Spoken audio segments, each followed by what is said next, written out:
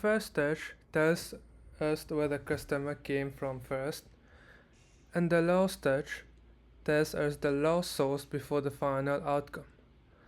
But between those 2 points, the customer is doing many actions inside the website. For example, after clicking the track link, the customer might land on a product page, scroll on the web page, and so on. So in my project, I expand the middle of the journey here.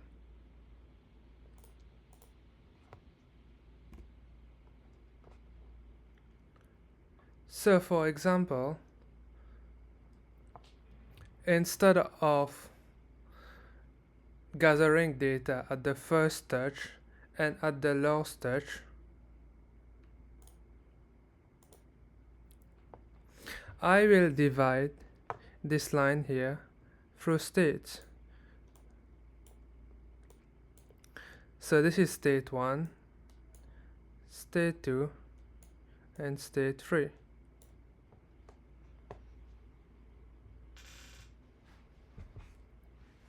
So now the next step is to categorize the step. So state 1 is attention, state 2 is intent, and state 3 is the decision making. State 1 attention will include actions such as page views, scrolling, and time spent. State 2 represents product interest, and state 3 represents decision level behavior. So by analyzing those 3 states, I will get a deeper understanding of the customer behavior.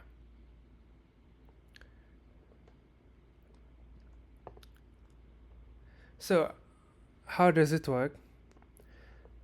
So the engine takes in a JSON file which have the UTM parameters. Then it will convert the parameters into a CSV file with the headers that we want. Then I will take the headers to create 3 states, so S1, S2, and S3, and through the states will create the sequences. So for example, a sequence is from S1 to S2 to S3, from S1 to S2, and therefore we will come up with probabilities. So the probability of the movement for the customer to move from S1 to S2, so to move from here to here, and the probability of the customers to move from step 2 to step 3.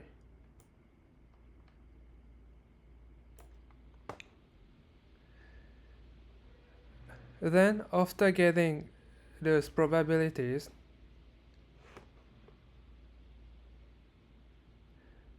the engine will be able to explain the movements of the customer through the states. Now moving on to the Gaussian distribution.